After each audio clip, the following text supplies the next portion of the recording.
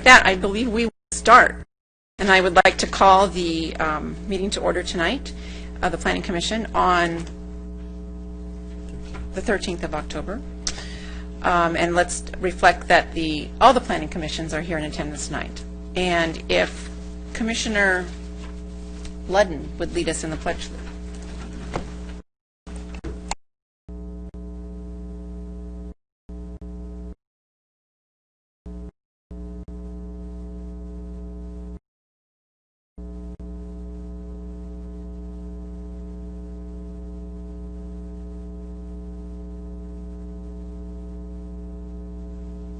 Thank you, Commissioner Ludden. Okay, we do not have any presentation items tonight, so we will go directly to our consent calendar. And do I hear a motion for approval? Motion to approve. Second? I'll second that. It's been moved and seconded. Let's vote. Okay. Passes unanimously. We're agreeing tonight. So we'll move on to our public hearing, and that would be for item number 2. That's correct. Item number 2 is a public hearing. It's an amendment to Area Plan 2009-01, a second amendment to a development agreement, an amendment to an existing use permit, and an addendum to the Opportunities Study Area Program EIR for the Serrano Summit Area Plan, Tract 17331, the IRWD site, which we identified as Opportunity. And Amy Stone is here this evening with a staff report. Good evening, Chair and members of the Commission. The Serrano Summit development was part of the Opportunity Study Area and includes 82 acres of the 98.9 acre IRWD site. 608 homes were approved in the development, and the number of homes will not change as part of this proposal. So this proposal would modify the development agreement to clarify the intent of the agreement. It would update notice provisions and revise portions of Exhibit F for the public benefits section of the development agreement. It would also amend the area plan and use permit to modify development standards and add a new housing type, which is called urban court. This unit type is proposed to replace the enclave unit type. The urban court housing type allows for houses that open onto a street or private accessway with a 5-foot front yard setback. The smaller setback would allow residents to have a smaller private rear yard. The revisions to the area plan development standards also include modification to remove lot coverage, increase the maximum building height for the urban court from 36 feet 6 inches, and revise the alley setback to 26 feet to accommodate second and third levels pop-outs for all the unit types. Attachment 6 to your report shows this information. The proposed amendments to the area plan and use permit for the Serrano Summit Area Plan are minor in nature and are consistent with the general plan and zoning for the project site. In conformance with CEQA, staff has prepared an addendum to the Opportunity Study Area Program EIR and Serrano Summit Area Plan. The addendum was provided to the Commission by email and is before you on the dais. City staff received calls from 4 neighboring residents. Each requested clarification on the proposal. One resident expressed concern about the IRWD operations on the site, including the chemical treatment of the water, potential noise emanating from future pump station, and installation of a radio antenna. A copy of the residents' letter is before you on the dais, and staff shared these concerns with Mr. Rob Jacobson of IRWD, who's present tonight. Because the City Council is the decision-making body on for this amendment to the development agreement and the supporting environmental documentation, staff recommends that the Planning Commission recommend that the City Council approve an amendment to adopt an addendum to OSA Program EIR and the Serrano Summit Area Plan 2009-01 and tentative tract map 17331, amend the development agreement, amend Area Plan 2009-01, and approve use permit 916-4970. The applicant, Omar Dandashi of Blue Mountain Development, is also present. And with that, I would like to thank you and make myself available to answer questions. Okay, before we proceed, I fear I failed. I didn't ask if we have anybody that would like to address the Planning Commission for an item that's not on the agenda. Gail, would it be appropriate to do that now after we have got that, or shall I come to that afterwards? Chairperson Fuentes, why don't we hold the non-agendized public comments till after the conclusion of this? Okay, I apologize if anybody's here for that matter, and I failed, so. All right, so we will continue, and let's see. Let's bring it up here. Does anybody have any questions of staff? I have one question of staff. On the first page of this resolution, it talks about the Planning Commission recommended what would have been a second amendment to the development agreement, and that was in 2014, October 23rd. The City Council apparently did not take any action on that. What was the situation with that? And how does that differ from the amendment we're looking at now?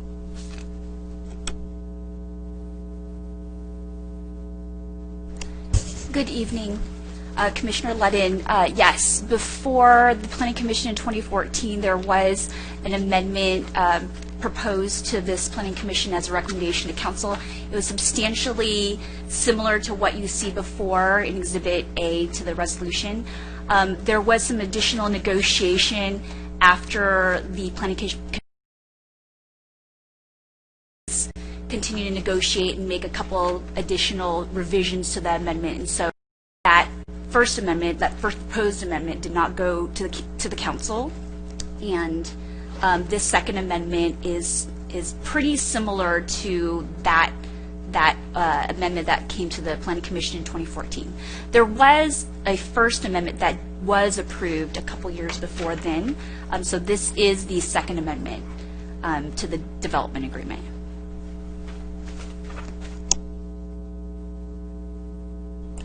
Does anybody else have questions? Yeah, I do. I've got something kind of confusing in my own mind. Amy, I'm not sure that I'm following track.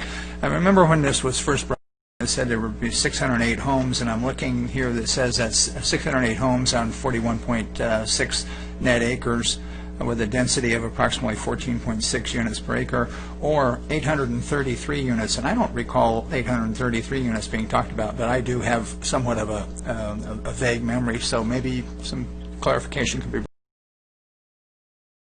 That was only if we did not accept the land for the Civic Center. The additional, maybe that's not clear enough, I'll let you. Okay, so what we're talking about here, what we're going to be discussing is the land that's going to go for the Civic Center. If that was not going to be dedicated to the city, then they would be entitled to build the 833 units. Okay, that brings clarification. I'm okay with that then. Thank you. Does anybody else have questions for staff or Amy? Okay. Well, then we will proceed to public comments. Do we have any? Omar Tandashi. And could you just state your name and your city of residence, please? You've probably Yes. never done that before. Only a couple times. Good evening, Commissioners. I'm Omar Dundashi. Our city of residence is Eastvale, California, and I'm the project manager to help RWD with the Serrano Summit project. I'm here to answer any questions that you have, and we brought our team with us.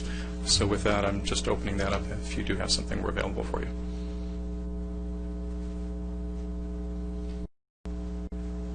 It's a pretty stoic group, isn't it? It is. I think that's a good thing for you. Okay. Maybe we'll just keep you on hold for now, and if we think of something after other public comments, we pull you back up. Absolutely. All right, Here. thank you. Thank you.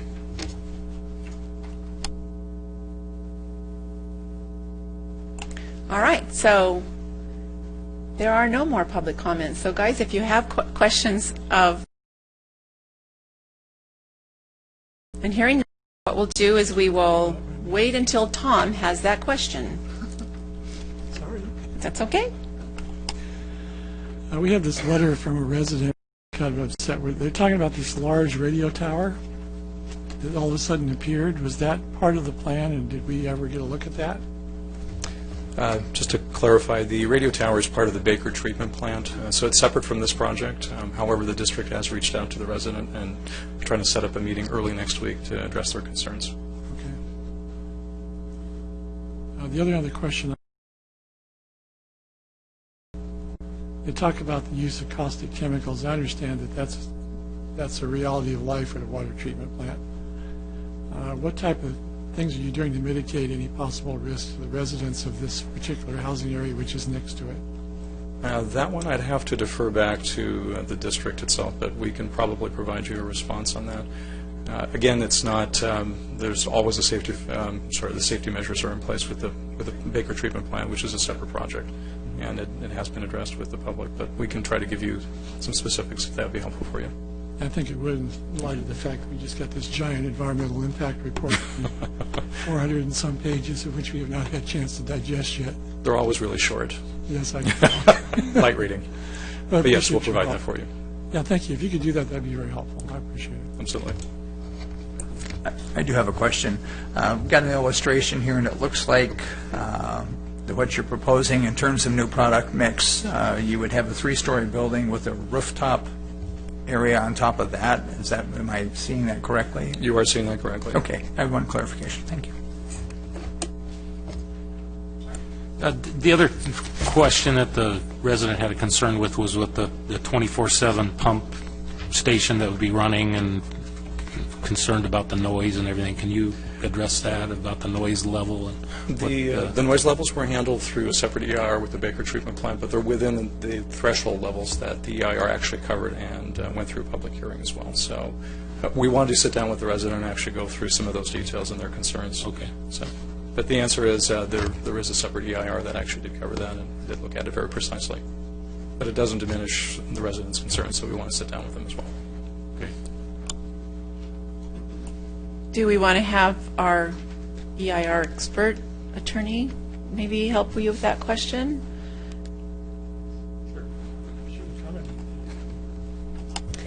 I don't know that I will have much to add, other than the fact that we have an existing operation at the Baker treatment plant. That project was evaluated under its own separate standalone EIR, and the EIR for the opportunities study and for the IRWD site in particular that we're looking at for development purposes is a separate document.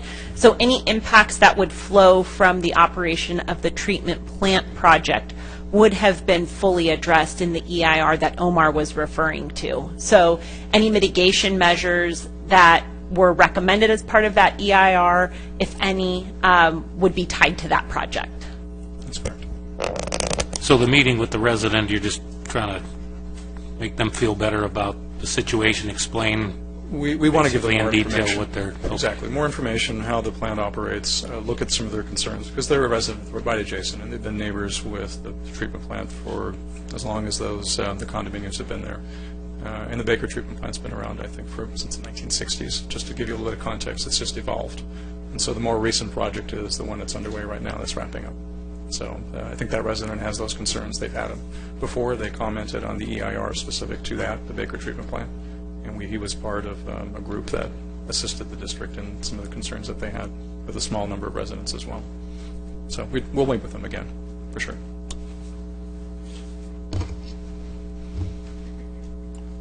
Okay. So I guess we're going to put you on hold again. All right. So we'll bring it back up here. You're all ready for that? Okay. Does anybody have any comments they would like to address now from the commission?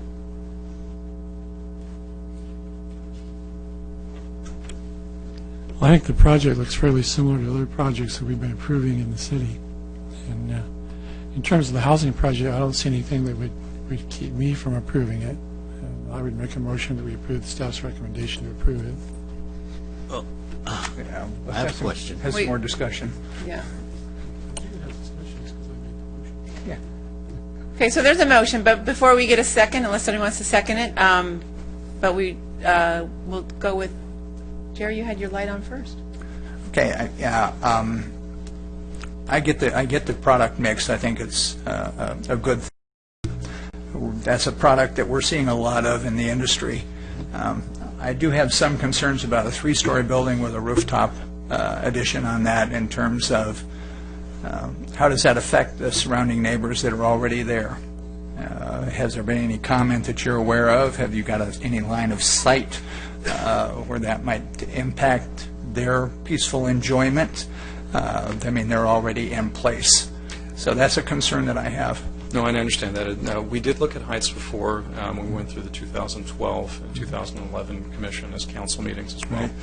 The difference here is we're trying to adjust to the market, and the rooftop decks are occasionally used and not on every single product. And there won't be every single product will be 3 stories either. It's about trying to get a good mix to create a neighborhood. In terms of visibility, the project itself actually sits somewhat higher than most of the residents around. Right. So I don't expect that we'll have anything that will be of an impact from a visual point of view from the residents. Okay. And it's going to be very well landscaped from the edges as well. Right.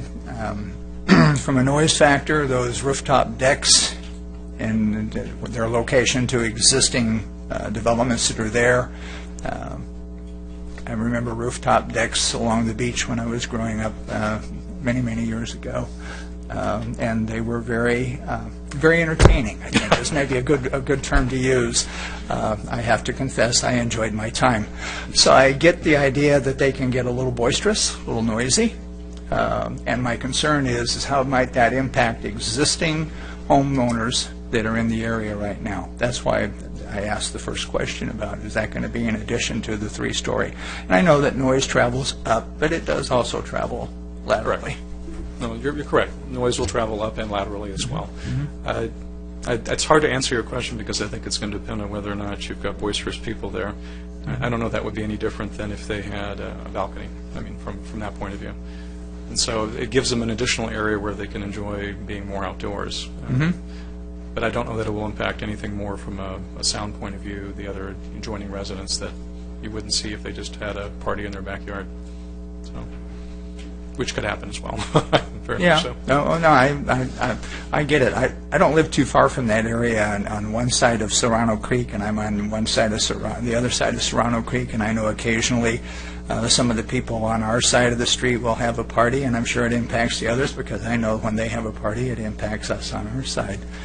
So I get that. And I like the idea of a rooftop deck. I don't have a problem with that. I just have a concern that we want to address that's protecting the existing homeowners and dwellers in the city as it is. We're not making a decision here to, impugn your development, but we all the T's and all the I's. I appreciate that, and one of the things I will let the Commission know is we're not bringing product today for you to look at, and at the time when we do, the Commission will see it again. Right. So you'll have a chance to see where it would be located. And what we're trying to do is provide a general selection of product, think of it as a menu. Right. And when somebody will actually come back in directly to show you product being built, you'll get a chance to take a look at it and see if you still see the same concerns. Yeah. Well, what I see in here, I mean, I'm familiar with the product mix. I don't have a problem with that. Okay, good. Thanks. You're welcome. I have a question and a observation. On page 70 of our digital copies, there's a table called 10-1. And for those of you that are looking at this document, it's 10-5, section 10-5. And on the right-hand column, we have front-loaded 50-foot wide lots. We have front-loaded 40-foot wide lots. And then here it says SFD rear-loaded. Is that correct? That's not single-family attached, that's single-family detached. That lot is 30-foot wide and 50-foot deep, and it's 1,500 square feet, and it's detached? That's correct. Think of it as an alley-loaded product. All right. Like I said, I had a question and a comment. In the future, at least the way I see things, we have to be careful. Some of these lots are just getting way too small. We do understand that. Again, part of it is provide kind of flexibility that many different products be brought in so that it creates a community as a whole. And the commission will get a chance to see those if they're going to be utilized by a builder out there. So what you're seeing here is really a menu of options that are out there. They're following market trends, which is why we requested to have the urban court added to it, since the market trends have changed since we've gone through and created this original product mix. But at the moment, you're not seeing any product in front of you because there isn't going to be somebody. But in the future, the commission will be able to see architecture and see how it all fits in together with paseos, with walkways next to the park, the connectivity, and livability. Okay. As a footnote to that observation, I'd like to encourage the single-family detached, given the density range you have. So I'll look at that favorably. But we just need to be careful that there's enough space outside to put a chaise lounge, okay? Absolutely. All right. Generally speaking, with regards to the lot that Commissioner DeAlmeida is speaking to, when you create a lot like that, does that make it more affordable for a first-time buyer? Yes, it does. Oh, thank you. There's part of that as a target. So.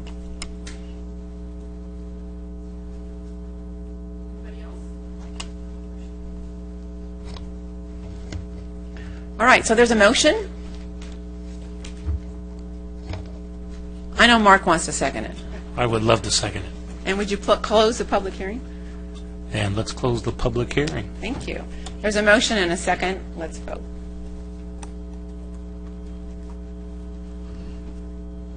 It's not working, sorry. Jerry's not working, sorry. Congratulations. Thank you very much. We'll look forward to seeing what you come up with and bring it back to us with those tiny lots and those big lots. Thank you. And you could sit down for parking because it's going to be big for your development. All right. Let's go right back to public comments. If anybody is here to address the commission on an item that's not on the agenda, now would be the time. Peggy, do we have any cards? None at this time. Okay, super. So then we're going to go on to item 3. Item 3, this is actually a workshop item for the Planning Commission. This topic has been referred to the Planning Commission from the City Council, and we have kind of a collective staff here this evening to help along with this workshop. So before we get started, I'd like to introduce Doug Anderson, the city's traffic engineer, and Dave Rogers, the traffic engineering manager with our Public Works Department, and our project manager or leader for this effort this evening, Carlo Tamaino, assistant to the city manager, and Nicole Miller of his staff. And with that, I'm going to turn it over to Carlo for an overview, and he has a presentation to help get this started. Thank you. I do. Thank you, Gail. And good evening, Sharon, members of the commission. So just to start off, we wanted to give you a little bit of background and introduction on the issue, as Gail mentioned. So a few months ago, the City Council provided some direction to staff and said, let's refer this parking question to the Planning Commission. And there's a couple of things that I think the Council is looking for us to do. The first is to discuss residential parking in general. So that can take on any number of things, but it's more of a citywide, generalized discussion about residential parking. In addition to that, we're going to talk about Bennett Ranch parking. So it's citywide, but also specific to Bennett Ranch, which, as you probably have noted from our agenda report and our case study, have used Bennett Ranch as an example of some of the issues, the opportunities and constraints presented by this issue, and then perhaps some strategies that could be implemented to mitigate the concerns of residents, some of which are with us this evening. So we're also going to provide today a public forum for discussion. We've had meetings of staff with residents. We had our meeting recently, just at the end of last month, with a group of Bennett Ranch residents to discuss and develop strategies. But we also want to give the general public the opportunity to provide opinions and their observations regarding residential parking. And thirdly, we want to engage in some creative problem solving. So we've done a lot of research in advance for you. We've got our subject matter experts here as it pertains to traffic and parking issues. But we want to work with you and the residents to see if there's anything else that can't be done, other strategies we could incorporate to address the issue.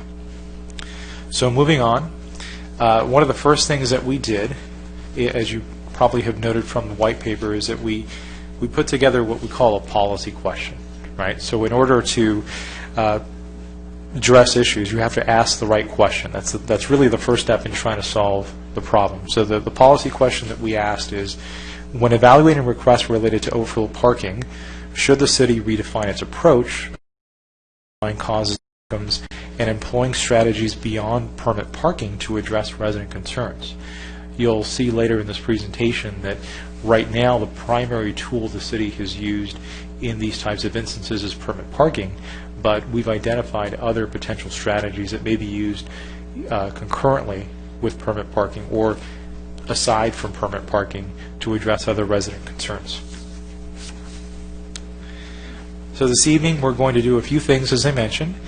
Firstly, I want to make sure that we have the opportunity to listen to residents and their concerns. We're going to discuss the research that we've provided, examining the opportunities and constraints, discussing Bennett Ranch as a case study, and identifying, hopefully, a solutions-oriented approach by exchanging ideas and perspectives, and developing perhaps some very preliminary recommendations to the council. We'd anticipate that we probably would need to have an additional discussion with the Planning Commission before returning to the City Council. So I wouldn't want you to think that this is the only time that this is going to be discussed or that you have to solve everything this evening, but we're seeing this as an initial starting point to prepare additional information that you may request, and we are available to continue in that effort. So now, moving on to the subject at hand, residential parking, as I'm sure you're familiar, it's generally a public good, so it's something that's provided to ensure that residents, and guests, and others have the ability to park in different areas of the city, right? Primarily our neighborhoods. However, the availability and use of parking presents some challenges. There are impacts at times, depending on where you are in the city, from businesses. If you're, for example, in a beach city, you may have related impacts from tourists, right? Or in many instances, and this is the case in Lake Forest specifically, impacts from adjacent neighborhoods. Parking requests in Lake Forest, primarily what we're seeing based on our review of CAD data from police services, are that we have a lot of complaints regarding 72-hour parking violations or abandoned vehicles. So a lot of folks call us to say, well, there's this vehicle parked in front of my home for a week and no one's moved it, right? And of course, that is subject to the California Vehicle Code. We'll talk about that more in just a moment. The other parking that we see that generally prompts these requests for permit parking, though, are overflow parking from adjacent neighborhoods. And what that means is there's a single-family neighborhood typically, and there are impacts from a multifamily neighborhood, and there are concerns raised about not only the use of the space, perhaps that affect the quality of life in the neighborhood. And that's what residents typically come to express to the city. Now, there are some influencing factors as it pertains to the use of parking, not just overflow parking. Of course, household size, vehicles per household. There are economic factors that may be related to that. For example, housing in Orange County is very expensive, both rental and homes. And so as a function, sometimes you see children that live with their parents longer than they ordinarily would have, and now you have 3 to 4 to 5 vehicles generated from a household, or you see multiple adults perhaps renting an apartment. So that's what we mean by economic factors. The use of garages is also a factor. We find that the garages aren't always used for the storage of vehicles, and that leads to the use of driveways or the street. And if there isn't enough room on your street, you may park on an adjacent street. So that's definitely another contributing factor. And then, of course, the adjacent land uses. We'll take a look in a moment here at a map that speaks more to that point. But of course, you have other homes, other multifamily developments, and sometimes businesses that all interact and contribute to the use of street parking. So what we do in terms of parking enforcement is that our sheriff's department, we have community service officers that use their citation authority under the California Vehicle Code to address the 72-hour parking violations. And the way that works, just for everyone's benefit, is there's a vehicle parked in front of a home and a resident will call. That vehicle cannot automatically be cited for a parking violation. Someone needs to be a witness to that violation, so therefore the CSO, the community service officer, will mark the vehicle in some fashion, usually the tires, and then return after a 72-hour period. If the vehicle is still parked there, they're subject to either warning or citation at the officer's discretion. That vehicle, if it remains there 10 days beyond the 72-hour violation window, could be a candidate to be towed. But of course, at that point, we're talking about moving someone's property, relocating it, so the sheriff's department is very careful not to do that unless it's absolutely necessary. But there is a common misperception that the 72-hour window begins or can be enforced immediately upon the call, but that really isn't how it works with our sheriff's department. We got a 2-hour violation, but in fact, it's a 10-day violation in the city Lake Forest. That's how we're enforcing it. To tow a vehicle, Commissioner Armando, it's potentially, if you're talking about towing a vehicle. Right. So if you're talking about a vehicle, it's 72 hours from the time that the CSO marks that vehicle. Even though the vehicle code says you can tow it after 72 hours, we have a policy of waiting 13. To the sheriff's department about that, and they have a fairly conservative policy because obviously they would be concerned about potential liability associated with moving a vehicle unless it's, for example, visibly inoperable, right? Sure. And that means it's missing a tire or a steering wheel or some critical component where you can tell the vehicle is not going to move. And this might be a question for the sheriff's department. If somebody moves at 10 feet, is that considered moving, or is that? It is, yes. So continuing on, sort of complaints that receives. When we look at the sheriff's CAD system, we analyzed approximately 2,200 parking-related requests over a 1-year period. And as I mentioned, enforcement occurs through the vehicle code. And just as a point of discussion, because this may later inform one of your recommendations, but the city handles parking enforcement through 4 community service officers, so we do not have a full-time dedicated parking enforcement person. That means that we have 4 CSOs that do a variety of traffic-related activities. They look at collisions, hazards, DUI, they write reports, and then of course they also address parking violations. But it is more of a part-time function that's split up among 4 different CSOs. So what next, percentage of their time is actually spent doing parking enforcement then amongst the 4 of them? well, according to the sheriff's department, it really depends on what's going on. So if it's very busy in terms of other traffic enforcement duties, if there's, let's say, a very severe collision that requires a report, that could take any number of hours, and it would take that CSO potentially off of the parking detail for maybe the entire shift, depending on how severe the issue might be. But they dedicate as much time as possible, about 20% of the. There are areas of the city, like Bennett Ranch, where we've asked the sheriff's department to keep a more sort of continuous patrol and watch of parking. I'd just like to remind us, this will maybe ask questions when he's fully done with his report. So the first map I wanted to share with you here is we took the 2,200 requests for parking enforcement and we mapped them throughout the city to give you an idea of the frequency and intensity of those kind of calls for service. And you'll see that the larger the orange radius, that means that there are obviously more calls for service there, right? And we have identified 5 different census tracts in the southerly portion of the city that have the most activity.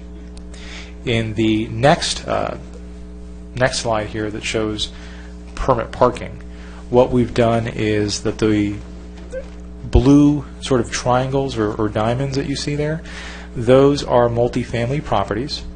And then we've identified areas where there's been either a request for permit parking approved or a request for permit parking denied. And what we find is that typically, when there's a request for permit parking, regardless of the outcome, there's almost always a multifamily, single-family relationship.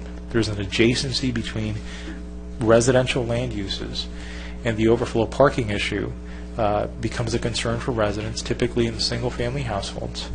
And we see more of that activity again in the 5 different census tracts toward the southern portion of the city. In fact, the next map shows the relationship between the two. So these are now overlaid. We've got the parking enforcement request in orange, and then the permit parking request in green and yellow, with the apartments or the multifamily properties shown in blue. So when you overlay these two functions, what you see again is a relationship where the southern portions of the city seem to experience more and more of this activity. And of course, you're finding more of the multifamily developments and the single-family developments coming up against each other. Therefore, we believe that that's why you see some level of correlation between those activities. So just to give you an overview on what we've done so far, we've noticed that parking enforcement obviously occurs throughout the entire community, and the most common parking enforcement issue are the 72-hour violations. Other common enforcement issues are oversized vehicles, commercial vehicles, but clearly not to the same extent as these. The frequency of parking-related concerns occurs more frequently in the southern portion of the city. You also have higher populations per census tract and likely more vehicles per household in those parts of the city as well. The permit parking requests, as I mentioned, are more prevalent when multifamily and single-family neighborhoods are near each other. Now, this issue is dynamic and complex, so what we've tried to do is to break this down a little bit further. So this is where we start to do that. Before we go there, though, I wanted to first identify some opportunities and constraints associated with parking. The city, of course, is the local regulatory agency, and we do have some authority to regulate parking. We can say through our permit parking policy, certain residents can park here and not here. We can clearly enforce the CVC, but there's also some things we can't do. So we've got this on the slide here. So the things that the city can't affect, obviously, are parking violations pursuant to the code and the California Vehicle Code, the use of garages for things other than parking through code enforcement, and of course we have our permit parking policy for overflow parking. The city cannot affect or has limited ability regarding household size, because that's governed by the Uniform Housing Code. The number of vehicles per household, that's a function of economics. If you can afford to have multiple vehicles, and we have some residents, for example, in our community that are car collectors and they have more vehicles, that's something they can do. We also can't, though, guarantee the use of garage for parking. So while our code enforcement division responds to complaints about the use of garages for some kind of entertainment use or maybe even some kind of living quarter, the abatement activity occurs, right? And we may be successful in getting whatever was in the garage out, but the city cannot compel that resident to use the garage. Our code says that the garage must park in your garage. So a successful abatement activity doesn't necessarily translate into, well, now everyone's parking in their garage. That's an important point to make. So moving to the parking solution section. So given these circumstances, how can the city affect both parking-related factors and resident concerns? We need to start by identifying, as we have, some of the root causes and concerns in neighborhoods. We want to work with community stakeholders, apply multiple tools to address specific issues raised, and then follow up with residents to monitor and measure progress, and Bennett Ranch being used as the case study. So we'll talk about them next. So this next slide is an aerial of the Bennett Ranch area. You see all the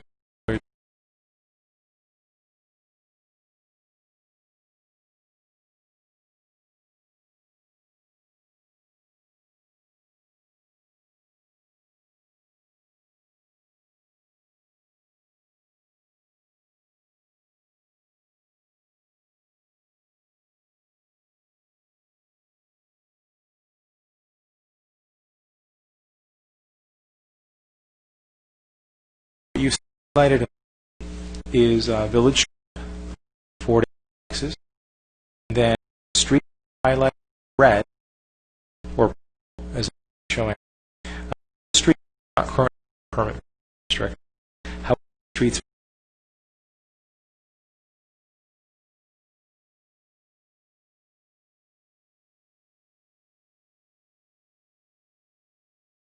formed, it's the analysis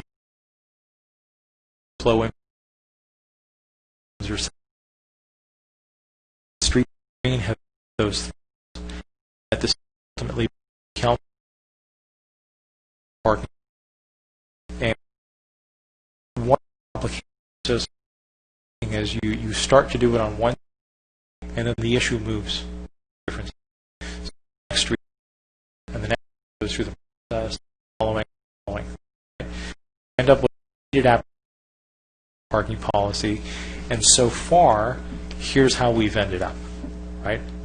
So moving on to the next slide, I just wanted to highlight again just some of the complexity associated with this neighborhood is that you have different client groups, as we would call them. You have single family residents, you have multi-family residents, and then of course you have the businesses of the light industrial area. So any time that we think about these broader policy issues as staff or with the council or with the planning commission, we try to consider the effect potentially on every group that might be affected by these types of decisions. So moving on, as I mentioned, the staff has had individual meetings and group meetings with the residents of Bennett Ranch, and they've identified a few concerns that we find to be true among some of the multifamily residents and the single-family residents. So we have littering that has been identified as a concern, the lack of street sweeping because there are vehicles parked on the street during street sweeping days, so there's an accumulation of some debris and landscaping and leaves that isn't regularly being picked up. There have been reports of loitering in the vehicles that are parked in front of the homes, the 72-hour parking violations, some oversized vehicles. There have been reports of commercial vehicles, potential overflow from the light industrial area, and we've been trying to work with some of those businesses to ask them to park on Cherry Street. And overall, the concern, I think, that the residents pose is that they feel that their quality of life is changing or being diminished in some fashion because of some of these issues. And the pictures here are merely just to demonstrate some, but not all, of course, of the concerns the residents have had. So there's been some debris. We see some vehicles parked that have trailers attached to them, and it tends to give the neighborhood more of a commercial-like appearance when that occurs. So what occurred in this instance is that the Bennett Ranch residents, similar to their other neighbors in the single-family homes, requested permit parking through the city. And Public Works, Mr. Rogers and Mr. Anderson conducted the appropriate studies, which, as we said, there needs to be a certain level, a threshold of impact for permit parking to go into effect. We do that in part, and that was done years ago as part of the policy, because we don't take the restricting of parking on streets lightly. We recognize that there's public streets. We recognize the need for folks to use it, right? And, it can cause an inconvenience even for people living on the street, which is why we have a survey, assuming that the streets do meet the 75% threshold, to make sure that can go into effect. And we often find that there are residents that, they may not, although most of their neighbors want restrictions, some don't, right? Because there's a little bit more of an inconvenience associated with having to put a tag on your car or remembering to get a permit out to a guest or a landscaper, someone who's coming to your home, right? So we make sure that we have a step that includes, or a policy that includes multiple steps before we actually implement restrictions. And the chart here is illustrated to show that in the branch in question, we've done about 6 surveys at this point at different times of the day, very early in the morning, as early as 4, I believe, in the morning, and as late as 11 o'clock at night, because we wanted to make sure to capture the vehicles that were out there And the average impact of these streets, Cedar Spring, Broadleaf, Briarcroft, and Glen Acres, has been pretty low. And it's been far below the impact that's required to implement actions, the highest average being Glen Acres, which is the smallest street.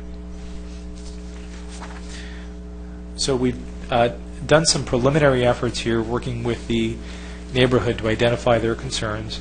We've, for a period of weeks, had a very active police presence in the neighborhood. We deployed our SET team and our GET team, which are specialized teams of the Sheriff's Department, to mitigate some of the concerns that the residents expressed.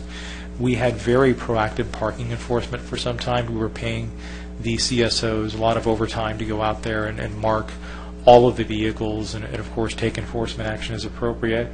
I know that Public Works conducted additional permit parking surveys, which led generally to the same types of results. We met with community stakeholders.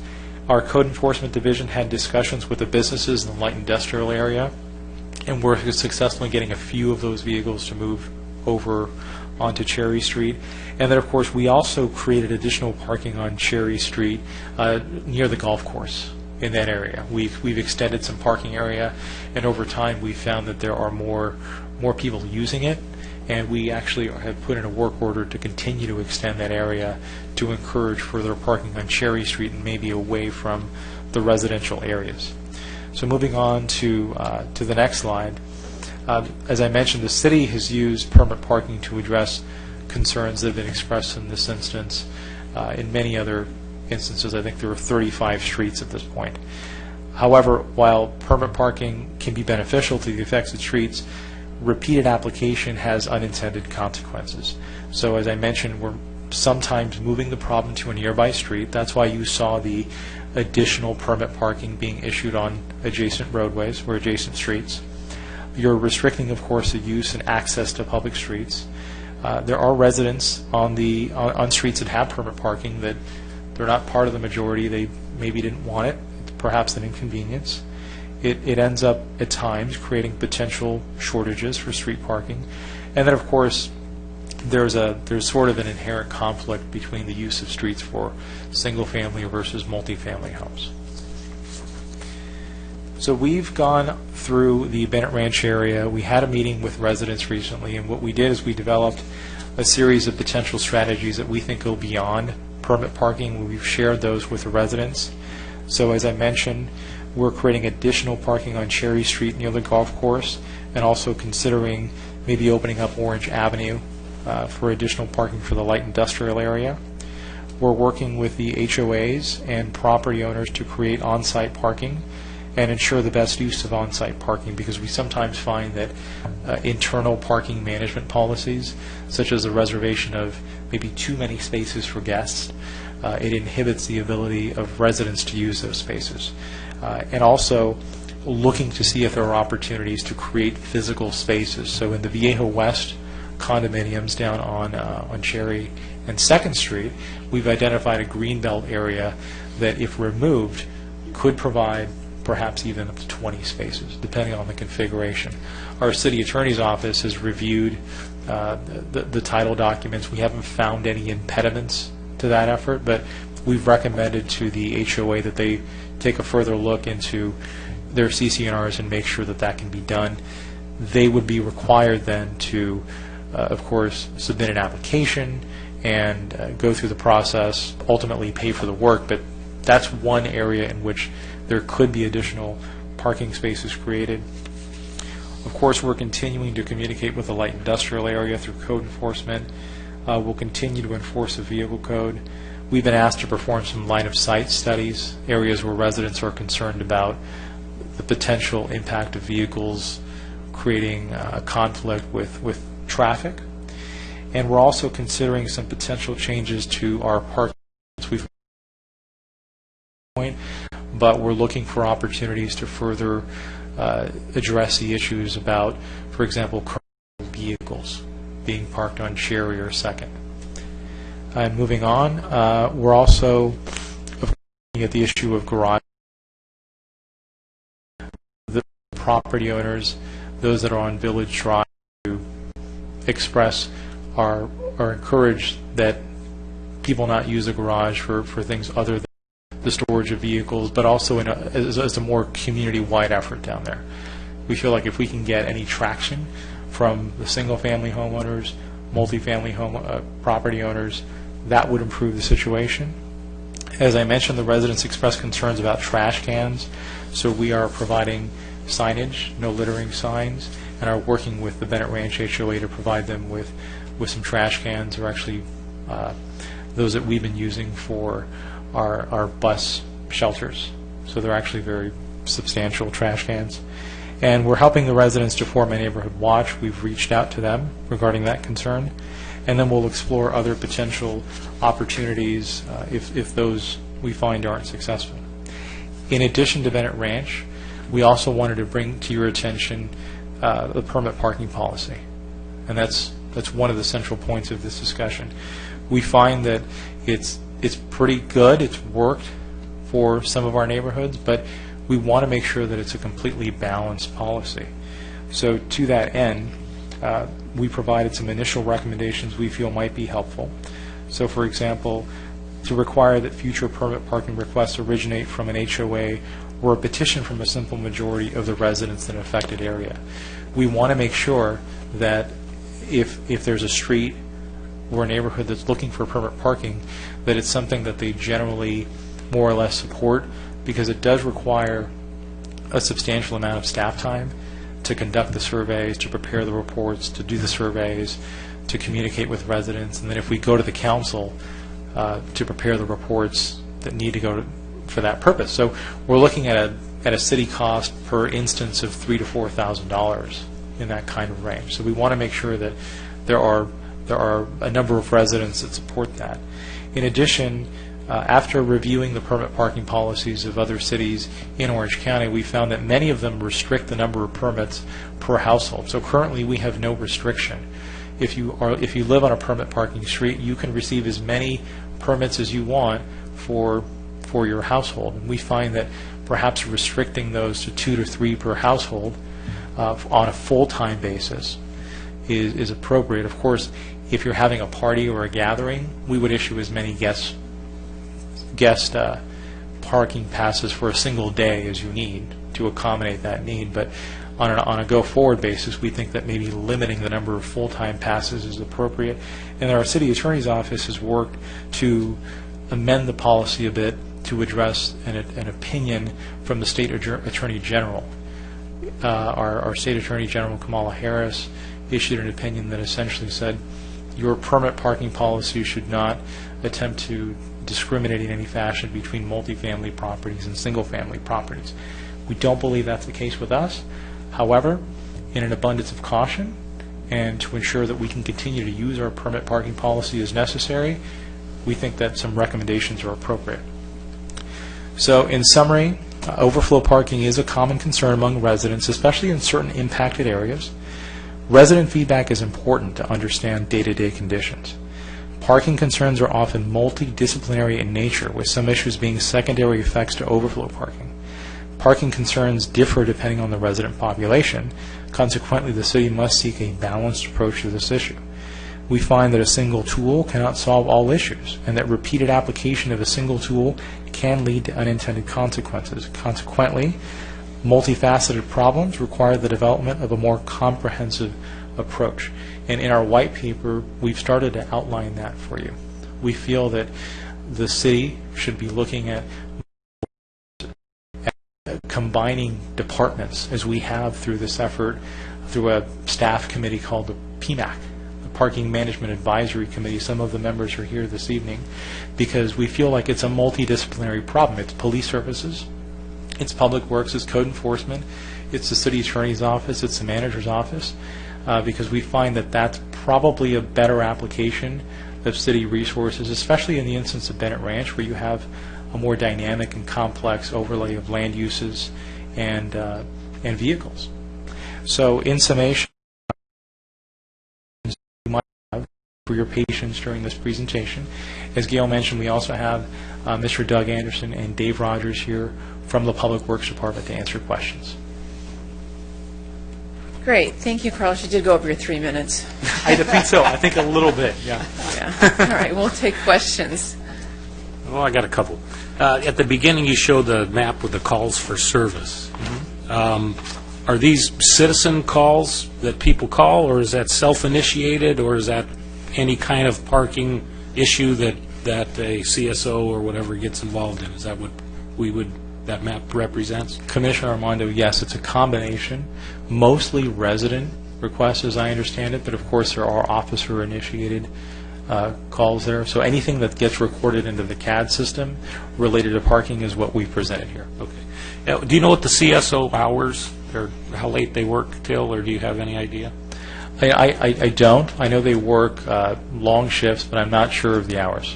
So, okay, well, maybe you wouldn't know that. So then if there's a parking violation, I mean, for instance, you come home at midnight, there's a apartment complex, and there's no parking between the signs, and there's 3 cars parked in there, and you then call the sheriff's department. If there's not a CSO on duty, do you know if they would dispatch a deputy to that, or would they just say, well, we'll put it in the box, and when he comes in the morning, we'll look at it, and by then it'll be gone, I guess? The sheriff's department would dispatch a deputy if the CSO is not available. Okay.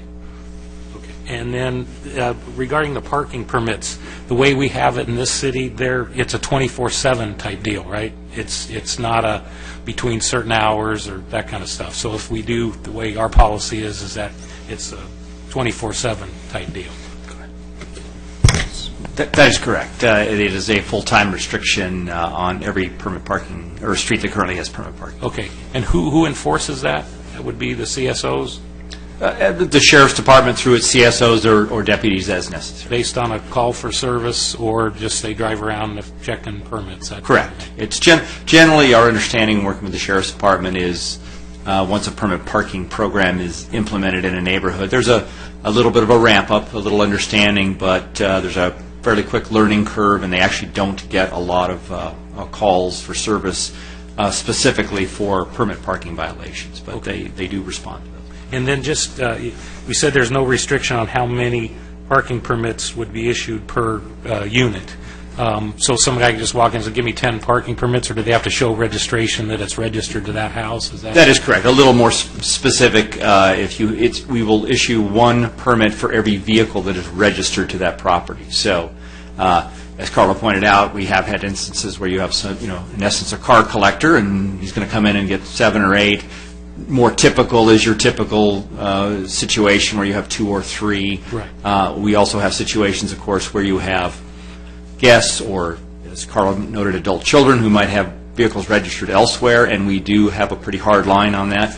If they want a permit, they would need to go ahead and get it re-registered at that particular property in order to get another permit. Okay, good. And then if, somebody decides to have a party, like spontaneously or something like that, how does that work as far as getting them permits, or does that... We have 2 methods. You can actually get your permits online, 1-day permits that you actually fill out yourself and put in the windows of the vehicles, or you can come into City Hall and we would issue them So you'd that say, way. I need 10. Correct. So for one, you don't have to do the vehicles and that kind of stuff. Correct. And they're only good for the 1 day, and we work with the Sheriff's Department to let them know that we have those requests out there. Okay. Thanks. So how many days in a row do you allow somebody to have a party? We have been fairly liberal with our approach to that, and we are not aware of anyone abusing the long-term party aspect of it. We keep a reasonably close eye on it, and I think we would pick up on a particular property asking for continuous party permits. But like I say, we try and let it be self-regulating, and I have to tell you that we have had situations where neighbors will call us about other neighbors if they think anybody's abusing something like that. So we have eyes and ears out there in addition to ourselves in the Sheriff's Department to kind of help manage those programs. My turn. A couple questions. Do you have any idea what a typical response time is from the time someone calls in and says, I've got a vehicle that's been parked in front of my house for more than 3 days or more? Do you have any idea about how long it takes for that to be responded to? As just on average, and then I am curious, and this was already brought up about the idea that we seem to have very lenient policy, 72 hours, and then the clock starts running. It might be another 10 days potentially before there's any kind of action taken to remove a vehicle that's been at least temporarily abandoned? I can't speak specifically to the response time. Perhaps Carlo has a little bit more information on that. The Sheriff's Department states with a lot of authority in the sense that they say we respond to every call. I have not had any specific discussions with them as to how long it takes to respond to those calls. However, I would say that typically parking issues would be a fairly low priority if other priorities exist. But I have not had a specific discussion. I'll ask Carlo if he's... I have had a little bit of that discussion with our chief, and I think Dave is right, is that the answer to that question depends on what else might be going on in the city. As I mentioned, we don't have dedicated parking enforcement staff. We have CSOs. They're not all on duty at the same time, right? So you'll have one. If there's a major collision or incident that requires a lot of work, the response to that may take several hours, right? If there isn't anything going on, then I think our standard response is probably less than an hour out there. But of course, that depends, and it's variable on what else is going on at the moment. Okay, all right. The second thing that I'd like to just get a little clarification on, and first of all, I'm glad to see that we've got at least the makings of some form of a street sweeping policy that we're going to be looking at. I think it's a sad state of affairs, and I've come in on this before, that we have no such of a policy in the city. We spend a lot of money to have the street swept, and quite honestly, people leave their cars parked out on the street, and I see the street sweeper going around them, and you know, we're not getting the bang for the buck. So I hope that we can implement something that will be citywide, and that on those given days, between those given hours, if people's cars are there, they just flat out need to get ticketed, and that's the way it should be, and they'll learn their lesson, and let's you know, keep our streets clean. But the other thing I've got is, what limitations and what kind of constrictions are on the city to have people use their garages for their intended purpose? Because we do have a lot of the conversions for housing units, recreation units, and so forth. Where do we stand in terms of ability by state statute and so forth to be able to go in and tell somebody, you know, your home was built with a two-car garage. It's intended to house cars, not people. You know, where are we on that? Well, we do have the ability to enforce the code, right? So our code says that the garage needs to be available for the storage of vehicles. Our code enforcement division operates on a complaint basis. So when they receive a complaint about a specific property with a specific issue, they investigate it and they enforce the code. And they're typically, we have some data in there about how many code enforcement cases they have per year. They can be successful in ensuring that any potential living quarter is removed, or the excessive storage of property that is impeding the storage of vehicles is removed. So that is something that code enforcement does on a regular basis. It's complaint driven, so they're not just going to each house and conducting inspections in that fashion. But again, the issue then becomes, you can't then forcibly require somebody to park the vehicle in the garage. Even if all of the property or any of the other impediments were removed, you cannot cause the vehicle to be parked in the garage, which is a limitation that we can't overcome there. Okay, so we can actually cause them to have to remove what's inside, but we can't cause them to have to then put the vehicle inside. That's a rather bizarre set of circumstances. Did you want to chime in here, Hongdao? Sure, Commissioners. And Sheriff Fuentes, yes, there is a section in the Lake Forest Municipal Code that says garage spaces must be utilized for the ingress and egress of and storage of motor vehicles. There's no code section that says, and the cars must be stored inside the garage. Or the cars must be stored in the garage. I have been a part of a few code enforcement cases where there have been complaints about garages converted into living space or just stored with, you know, furniture. In those cases, I know that the code enforcement team has been great about being proactive when they get a complaint, talking to the resident, explaining, these garages should be used for vehicle storage and garage uses. And so it is something that, the city deals with, the code enforcement team deals with, on a regular basis. Okay. It sounds like we need to take the second step then and look at changing our municipal code and enhancing that feature, so that if we're going to take a code enforcement position that says we can go and we can have someone extract the whatever's inside that storage called a garage, so that it then is available, that we should be able then to, by a change of our municipal code, so now put your vehicles in the garage. It's something that we can explore. I have looked at, various cities' codes. I haven't seen anything similar to that. There might be some, constraints that we just have to analyze and see, in policy-wise, whether, when we want to require residents to park in there in terms of enforcement, checking on garages and watching people go in and out. And so kind of looking through the beginning to end, it's something that we explore and analyze. And it just seems we've allowed the society to make a change in the use of their intended purpose of what a garage is for. It's always been intended to put vehicles in. It has not been intended to make it a self-storage bin.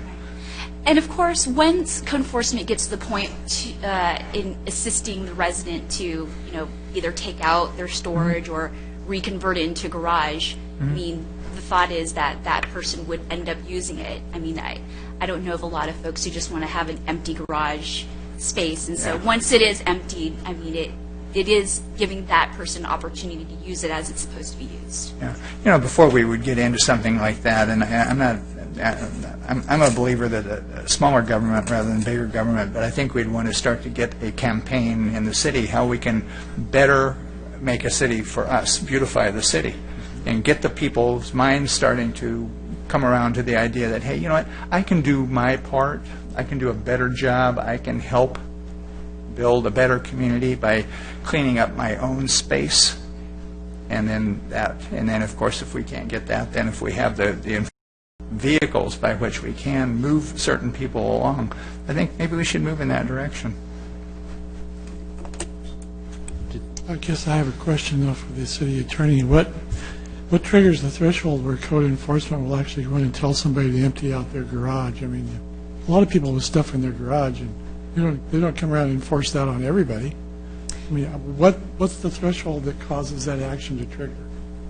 That's a good question, Commissioner Ledden.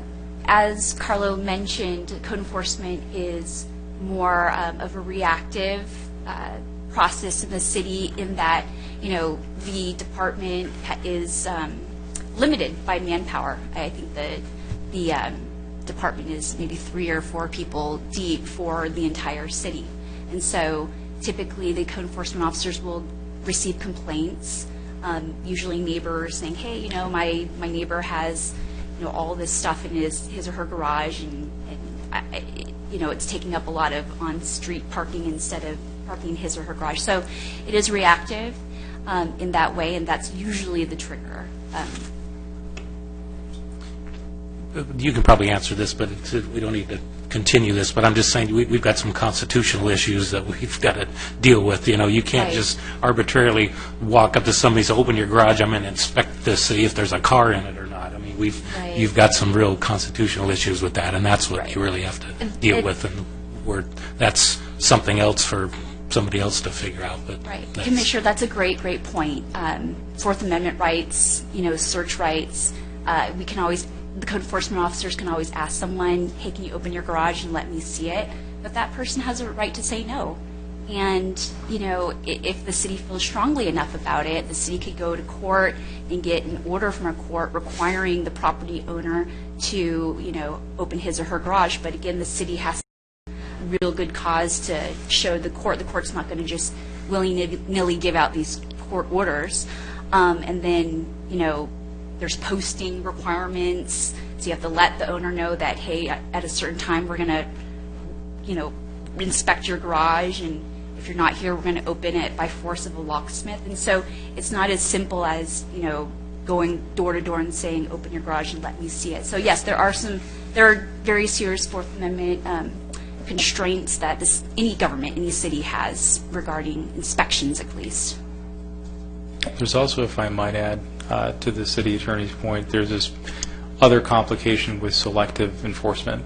So we want to be sure that our code enforcement division is responding to specific complaints, so that if one of these cases ever does go to court, the basis for our action was predicated upon an actual code enforcement complaint, and not the city deciding that on this day enforce the code in this fashion. Would that be accurate? That is accurate, and I can assure you, having worked with the code enforcement officers, each officer is dealing with hundreds of cases for each person. And so it would be very difficult for a code enforcement officer to go out and look for issues when on his plate there's probably already several hundred complaints ranging from overgrown weeds to parking in garages to hoarding homes that we've dealt with in Lake Forest, and very serious code enforcement matters too. Not that this isn't serious, but it just, the range of code enforcement issues is very broad and wide, and each officer does have a very heavy caseload.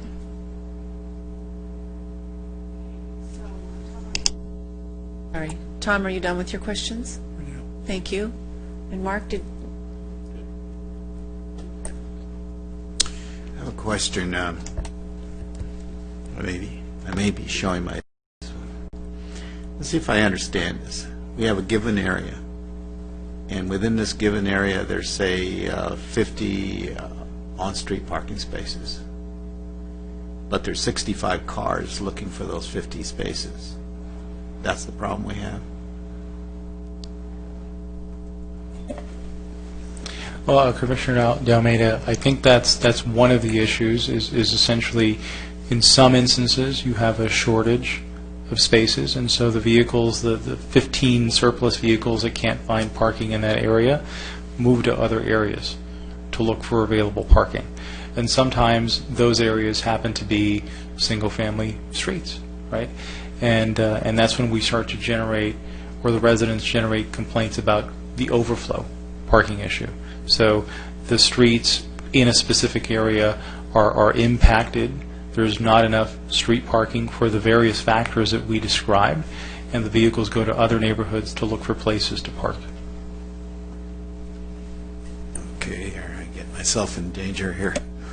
If that is the case, then how does a permit process eliminate the problem? I think that's a great question. I think what the permit parking policy, this is what we found that it does, right? It's a bit of a double-sided issue, is for the homes that now have permit parking, it resolves the issue of overflow, right? So now that street has a more exclusive right to park in their neighborhood, the issue is resolved for this group. But then at the same time, we have a group of residents that now have potentially fewer places to park, right? And if we go back to the map that shows the Bennett Ranch area, what's occurred in that instance, and I think it's an example of sort of what you're bringing up, is you apply the permit parking criteria to one street and the next street and the next street, and then it creates potentially a shortage for the excess vehicles, so they continue to look for spaces to go. And in this instance, some of them have gone on to further areas of Bennett Ranch, not enough to meet the impact, but clearly people are looking for places to park. So one of our concerns in evaluating our permit parking policy is that we want to make sure that it's balanced, because we have multiple resident groups that we serve, right? We have folks that live in multifamily homes, people that live in apartments, people that live in single-family homes, and we want to try to have a parking policy that is as balanced as possible. So it does not solve the potential shortage of street parking for some of those residents as you described. Thank you. I have one more question. I noticed in your report you indicate you use a 75% number when calculating the threshold for permit parking. How many times have you actually gone out and found a street that actually hit the 75% limit? In terms of the ones that you look at, about what percentage of those actually hit that 75% limit when people complain? I'm sorry, Doug. Doug and I can kind of double team this here a little bit, but as Carl noted earlier, we do have a total of 35 individual streets that currently have permit parking. So on those streets, on each of those streets, we did meet that 75% threshold. But in Bennett Ranch, you didn't have that happen very often. Not on the current group of streets where the current request is being evaluated by the city. That is correct. So I guess in my mind, that brings up an interesting question of, if the residents perceive that it's overparked, but it doesn't meet your criteria, what do you think causes that discrepancy? I mean, because it looked like from the numbers that I saw, you ran 35%, 40%, almost half of the 75% limit, yet you got residents complaining. I mean, how do we resolve that kind of a differential? And some of it is, alluded to it earlier, is some of it has to do with where those additional vehicles are parking. An example will be one of the residents who could not be here tonight lives on Cedar Spring. He happens to be kind of right at the area where the first couple of vehicles typically park in that area, and so in his world, he sees 100% impact on a pretty regular basis, but the overall impact to the entire street is negligible. So that is part of what staff is trying to bridge and find this balance in situations where we can't meet this overall threshold, but yet trying to look at the world from the perspective of some of the individuals that feel the impact is perhaps disproportionately on them in these areas. So that is part of what we're working with tonight, with you tonight, that we've worked with the residents on to try and create, and I don't know if Carl mentioned it specifically, but we're trying to put kind of all of these ideas, we call it a tool or toolbox, into some sort of a handbook or a manual or something that helps guide these discussions, both with the Bennett Ranch community and future requests, which we know we will get for similar areas, to try and help us find the right balance. In some cases, it might be permit parking. In some cases, it might be street sweeping and more parking restrictions. All of those things we want to keep in the mix so that we can try and address as much as possible the concerns of each individual community that comes before us. So let me make sure I understand this. So when you look at the criteria, the 75% criteria, you take the entire length of the street. That's what constitutes 100%, the entire length of the street.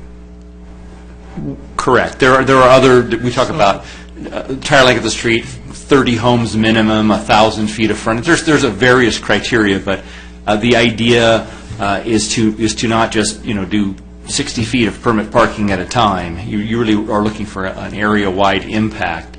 As Carlo noted, when you start discussing the idea of taking away the ability of any one group of individuals to use otherwise public streets, I think both as from a city's perspective and a state perspective, you want to make sure your thresholds recognize that you are dealing with and one that extends beyond a short area.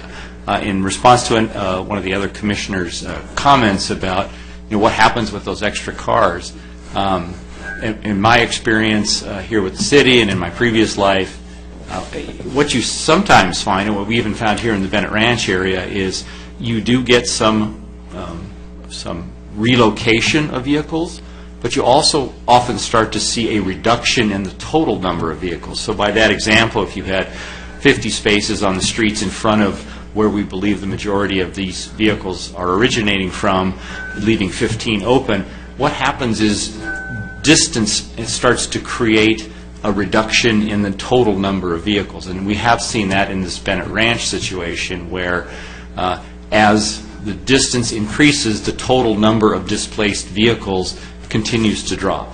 And it's at some point it becomes too onerous, people with extra vehicles, and you start to see that drop off. And that's my 30-plus years experience. I know Doug has a very similar experience with the cities he's worked for. So there are some points where you get to these situations where only a handful of displaced vehicles end up into the next neighborhood, therefore not triggering our criteria that we've got, and yet still concerns within that neighborhood. So I guess that based on what you're saying, then, if it's a single-family development next to a multifamily development, you end up with more cars on the multi-development side of the street, or the end of the street, than you do as it goes down the street, because fewer people want to park farther away. So you could end up with a street that's half empty and totally full on one side, which creates part of this perception that it's overparked.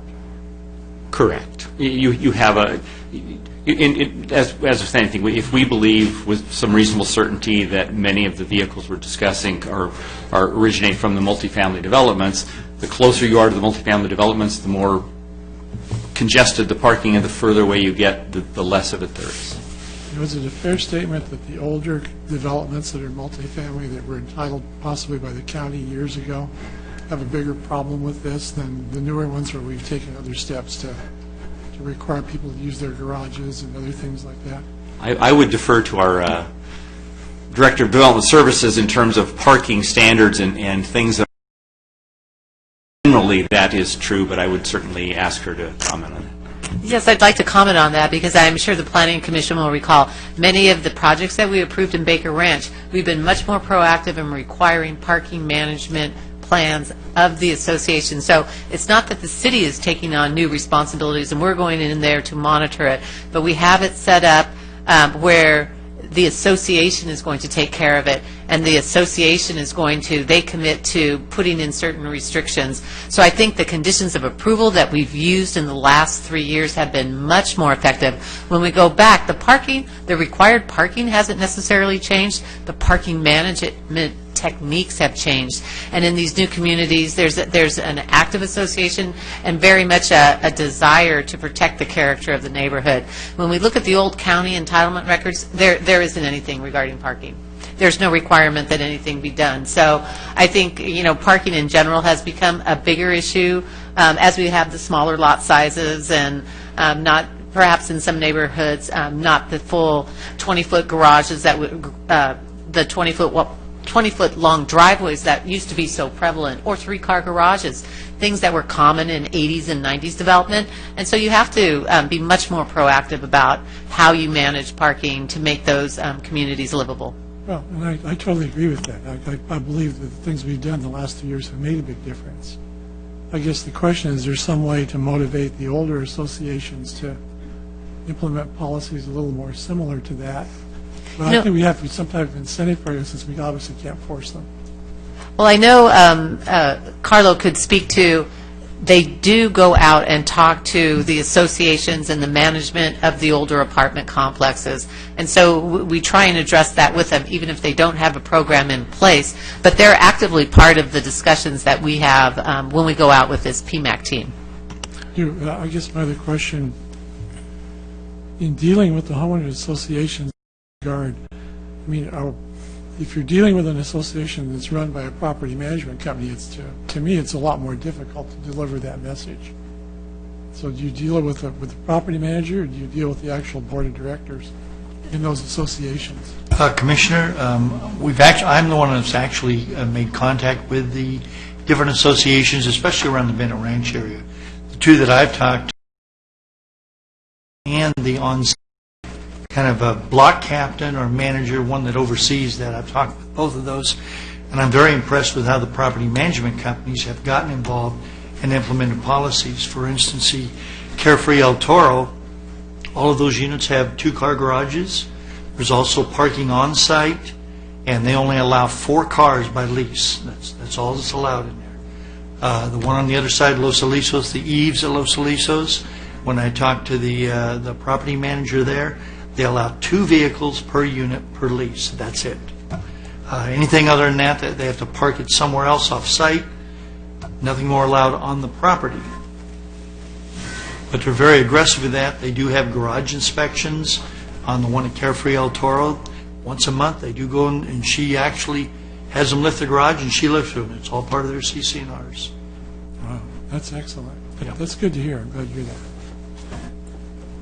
Okay, I have a couple of questions and maybe a follow-up to that. Have you, Doug, have you talked to Bennett Ranch HOA and asked them if they're interested in adopting CC&Rs that would allow for garage inspections? I haven't talked to them specifically about that. I don't know that their CC&Rs allow that right now, and I don't know if they're interested in changing their CC&Rs to allow that. I would imagine that would have to be a community effort or a community decision that would be made to allow that. It's a conversation that honestly I think we've had with them specifically. Certainly not something we can't perhaps look into and through our legal team and others to see whether or not they'd be interested in something like that. We do think that the garage inspection wherever necessary or wherever possible is helpful, even if they don't always park cars in it. You kind of get an incentive. I can't put anything else in there anyway. So we think it has value. We do try to make contact, of course, with all the multifamily properties in the areas and try to work as best we can with them. I mean, they have their own policies, their own ways of doing things, but we also try to impart upon them that you're part of a neighborhood and we're looking for a common solution out here. But that's a very important part of what we do when we're looking at these particular neighborhood parking issues, is to try and work directly with these particularly multifamily HOAs to see if we can affect some additional parking on site to help draw vehicles back within the site and therefore free up more parking on the streets. So you talked about limiting the commercial vehicles, like say on Cherry. What if I'm a landscaper and I live in the townhomes there, multifamily, and I have my landscaping truck? I can understand where you want to keep the light industrial trucks out of there, but that's my business. How could you make sure that I can still park there with my landscaping truck? That's a great question. It's one of the specific challenges we have in this area because clearly we want to ensure that residents feel like their neighborhood is not appearing to be commercialized in nature. At the same time, we recognize that there may be residents in the area that maybe run a landscaping business, and that is a vehicle that is used for business, but it's also a vehicle that's used for personal transportation. So they're one and the same. And so I've been talking with the city attorney and with Public Works and with the chief of police services about potential amendments to the parking ordinance that would allow us to perhaps accommodate both sides of that equation. The residents that don't want to see truly commercial vehicles in their neighborhood, but perhaps carving out some exemptions for the folks that are also residents of the area that have a real need to park in the area. Okay, and then my next question would be, can we rescind the current permit parking on the 35 streets? I believe that would take an action of the city council, if I'm not mistaken, because the city council has placed those restrictions and the policy requires city council authorization. So I guess I didn't mean we like this 5, I meant we the city. I believe potentially so, because the city council has put those in place, and like any other ordinance, for example, the council could rescind an ordinance if it wanted to. So I believe the permit parking policy would apply, in theory. Okay, so that's my last question. We've had a lot of questions. I was going to maybe go to our residents if we have some residents' comments, unless you guys have burning something. Just one thing, we were talking about the CC&Rs and allowing inspection. I think when you have rental units, that might be one thing, because that's not my property, and so I sign the lease and somebody can come in. I think in Bennett Ranch or whatever we're talking about, we've got an issue. I don't care what the CC&Rs say.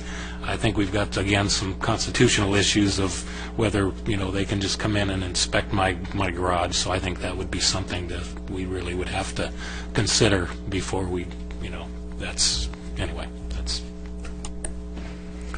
But my question was, has the Bennett Ranch Homeowner Association looked at changing their bylaws, which is what we're asking our new associations. Well, even if So- they change their bylaws, I don't think if it's you own that house, I don't think it's going to matter. I don't think it would matter. Well, we wouldn't go in and inspect it, the homeowner association I would don't go. think they could, because it's my private property. But anyway, that's, Then why are we putting that in all the new documents that we well, put we're with? hoping that people would comply. I- Maybe you But can there, answer. Mark, there's a slight difference there, because if it's in your CC&Rs, that's a land use contract, and you sign that you agree to do that. Maybe that's a question more than, I don't know.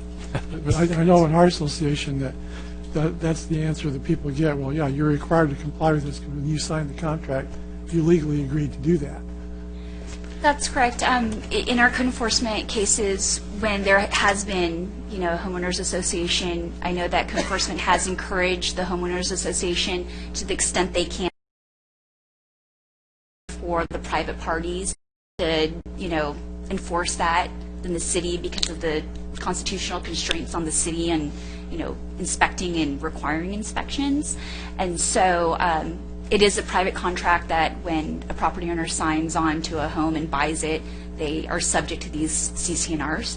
And so we do believe that the HOA, when it is in the CC&Rs, would have an much easier time than the city enforcing that.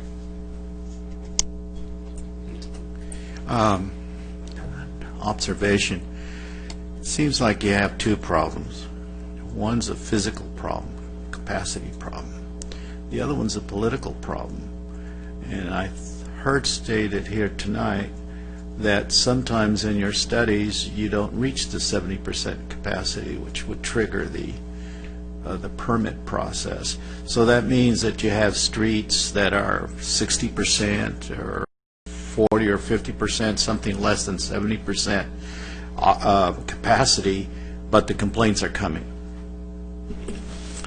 I don't know how to say this, but part of the problem, and I've experienced it, there's a small portion of the city that's south of Los Alisos. It has a lot of parking problems there. And personal experience, there's people that live there that feel that the space in front of their house on the street actually belongs to them for the use of their cars. I'll just leave it with that because... So do you have a question? Well, I said an observation. Okay, well, we'll do questions now and observations when we bring it back up, okay? And if there's no more questions, then we're going to go to public comments.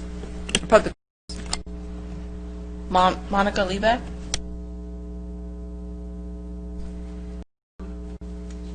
Thank you, Carlo, Dave, Don, for doing everything that you guys have done over the last 3 or 4 months that we've been doing this. To the commission, first of all, the thing that upsets me the most right now is why would you rescind the parking problem? The parking issue in Bennett Ranch, and the map that you see here, the streets that are green and have the current parking permit problem, were experiencing noise. They were experiencing large amounts of trash, and it was coming from people other than our homeowners. So it's not our homeowners that's causing this issue. We've been there a long time. We haven't had this issue until the strip of businesses along El Toro Road at Geronimo. They shut down their parking. You can no longer park there at night, which is about 50 or 60 spots. So when they shut down their parking and restricted their parking and started to tow vehicles, all of that overflowed into our streets or into these additional streets. What we are seeing, and I challenge any one of you to have this occur in your neighborhood. You're asleep at 2 o'clock in the morning, somebody comes home, they're slamming doors, they're talking on their phones, they're swearing, they're smoking dope, they're having sex in the bushes. I mean, it is horrible over there. All of this is people that are coming in from other areas and just trashing our neighborhood. My answer to your garage question is if people don't clean them out, let's just go ahead and implement no parking. Let's make our area the test zone for no overnight parking. When we had the sheriff's department doing their enforcement when I was gone, there wasn't a parking issue. Everybody found some other place to park. So now that we're not really doing the enforcement anymore, we're seeing these issues occur. I've got one neighbor who lives along Cherry who goes out every Sunday with his son, 4-year-old son, and picks up trash. And I'm not talking like, potato chip bags, dirty diapers, underwear, cigarette butts. I mean, you guys have all seen the pictures. You saw the picture today or this evening with the guy that's parked, that's a commercial vehicle with his trash stacked as high as the house behind it. And he's not there for one day. He's there for 3 days. But because the sheriff's department has the 72-hour thing, it doesn't start until the CSO gets there. Then he has to come back in 72 hours. And if this person has rocked the vehicle 100 feet, we're still looking at this same issue. I'm beating a dead horse here. I know we've discussed all this, but it's so frustrating. And I can't understand why you would want to rescind it. Okay. Because I know, well, but see, you haven't been dealing with it for the last, 9 months like we have, and we've been trying to get this resolved. And so, I don't know, my other suggestion was open up El Toro Road, but you guys tell me that we can't because it's already been liability-wise, is that correct? So, the parking that was on, Why don't you give your last sentence of please? Please fix it for us. That's all I'm asking. That's a good last question. What street did you live on? I'm on Broadleaf. I'm further up on Broadleaf. But it's something that I'm looking at every day. Yeah. Have you guys at all driven down to Village Way Yep. and have looked at the parking down there? Yep. Okay, thank you. Peggy, do we have any more? Okay. So now we'll bring it back up here, and now, Commissioner Delmena, this is the time when we would like to hear what we want to do with this. And I know Carlo extensively beforehand, and I think what staff would like to see from us, I mean, they've given us a lot of information tonight and in our packets, is I'm thinking maybe we deliver to them our thoughts, our direction, so that they can prepare a first draft of an additional parking management advisory pamphlet, if you will, and so that we can then take what they've spent tens of thousands of hours working with residents and working with the lawyers and working with themselves and working with a lot of other cities throughout Orange County and beyond. And so if we could kind of throw ideas at them, and maybe Peggy can write fast, and then we could at the end go over them 1, 2, 3, 4, 5. And if we maybe by a show of hands, if we don't get 3 hands on one line item, then we're going to set it to the side, and we'll maybe do a quick little vote. Or should we just throw them all in the pot and then deal with them on another date? Do you have any sense on that, Gail? Actually, I would suggest that for tonight, throwing them all in the pot is a great idea, because many of them would need a little bit further study. We'd want to confer with the attorney. There's many different angles we want to look at it from. And so when we do come back, if there were specific ideas that we've kind of put off to the side, we'll let you know why, Okay. Yeah, let us do more research. You can just throw it all at us at this point in time, and we'll find the commonalities in what we hear, and certainly look at the observations that we've made and some of the programs and tools that we've used in the past, and come back to you with something in a more organized fashion. Okay. So, you want to go first? No, I can No, wait. you're good. See if the chair would allow me to ask a question of the last speaker. Is that appropriate? Yes. Okay, perfect. All right. I noticed in your We're going to have you come up to the microphone because I noticed that in your comments, a significant percent of it dealt with behavior. Mm-hmm. Okay, that's something that maybe there's something the city can do if there's behavior that's unlawful. Okay, well, we are trying to get trash cans, well, let's back up.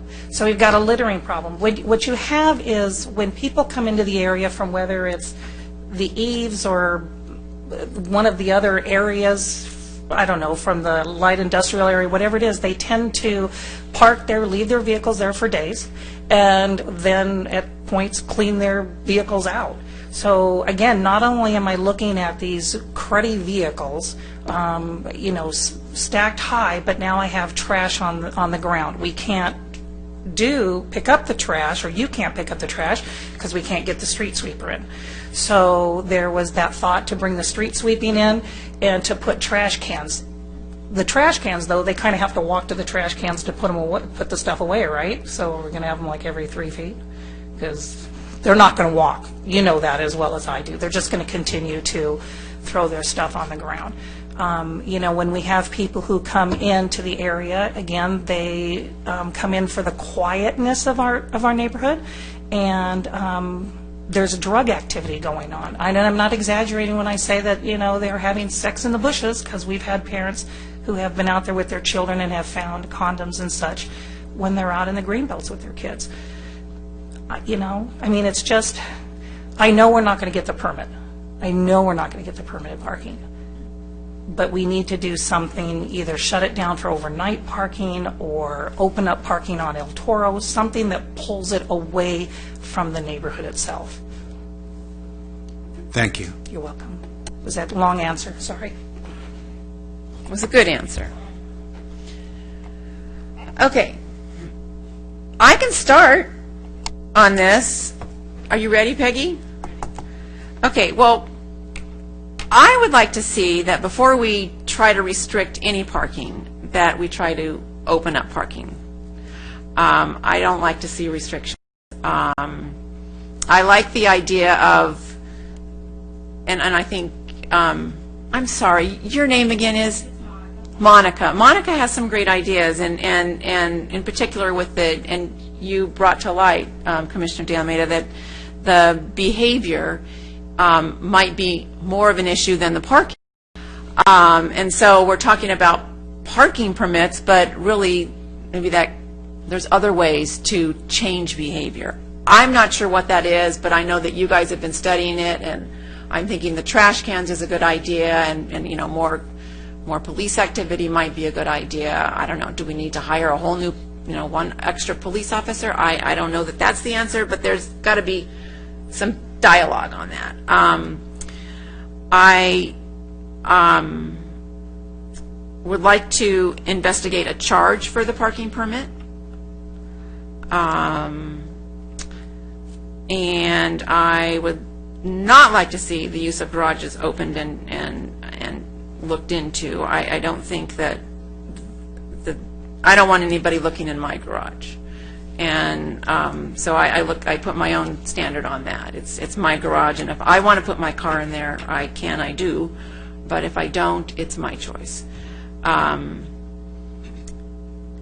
I do like the sheriff's conservative approach to towing. I think that the liability with towing, and I would imagine Hung Dao could tell us that the liability with towing is huge. So to be very sure before I would just look to Sergeant Valentine on that, and I think his years of experience, Lieutenant Valentine, he gets so mad at me when I call him. So I think that's my little list. Were you writing fast enough? Okay. All right, who wants to go next? I'm just going to concentrate on one area, would be the street sweeping situation. And I think we can identify where the problem areas are. And I think one of the ways we could do that is enlist the guys that drive the street sweepers. Let's ask those guys, hey, where are some of the areas that you never get to, sweep the street?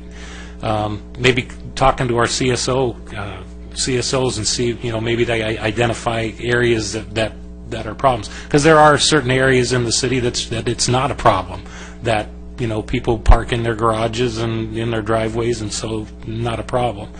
So I think by identifying where that is, and if it's a long, street that has,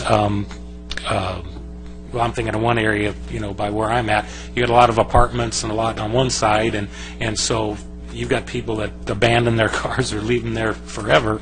But maybe what you do on one side of the street is, no parking on Tuesday from 9 to noon, and then on the other side is the same thing, but then so they can just move to a different area to park, and you could still have that situation resolved. But anyway, I think identifying where we need to go would be a starting point. That was just what I have to say about that. So. A couple of things on the street sweeping. I think the problem is much worse in multifamily developments, just because you got more people concentrated in a small space. I think it's more difficult there than in a single family area. I've been in several cities and worked in several cities where they have the alternate days street sweeping, where you could park on one side of the street but not the other for some period of time for 3 or 4 hours of the day to make sure that the street sweeping got done. I think that's something we could look at. And certainly in multifamily areas where it's a big problem, where people don't move the cars. I think that's something you could definitely look at. I agree with not monkeying around with people's garages. I have a problem with that. I think digging into people's garages, unless it's a really severe situation, probably is not a good idea. I think if they're parking 8 cars out there, yeah, that's a problem. But that's probably a different problem that's not related to the garage. They're doing something else. They're either running a mechanic shop out there, or the guy's running a collector deal. If he's collecting 8 cars, if he can afford to collect 8 cars, he can afford to hire a place to put them. And I have no sympathy for that. And I have no sympathy for the guys that run a mechanics operation out there with 5 cars are out there repairing on the street. I mean, those guys, we ought to have some type of a significant, deterrent for that type of thing happening, because I know that is a problem in some areas. I know in Lake Forest too, we've had some people that are chronically doing that, and it's a bear to catch them because they don't, it's hard because of the way they register the car to track them down sometimes, because the registration sits in limbo for a while, so it's hard to track them. And sometimes they'll turn the car in 4 or 5 days, and then there's another one out there.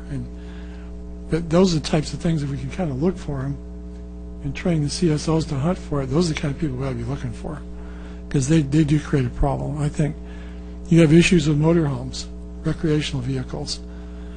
People that park them out there for more than 24 to 48 hours, I think that's another thing that takes up 3 car spaces and can be looked at.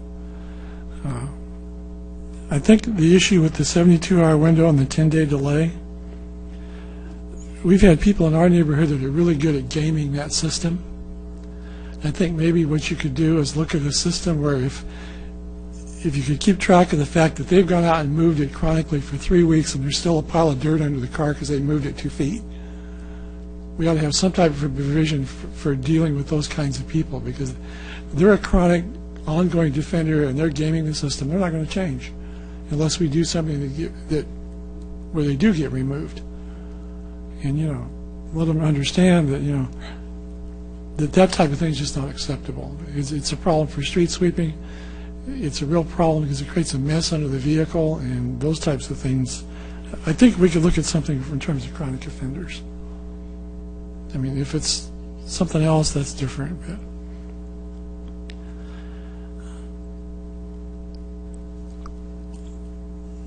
I think those are the main things that I had in relation to the parking. I think that it sounds like in your situation with the behavior, I'm trying to figure out what's the attraction to your neighborhood. I mean, where are these people going when they're parking in your neighborhood?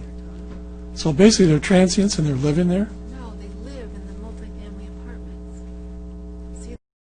Okay. See the pink? On the other side of the pink is the multifamily apartments, and that's where they live. They're residents. They're parking all along here.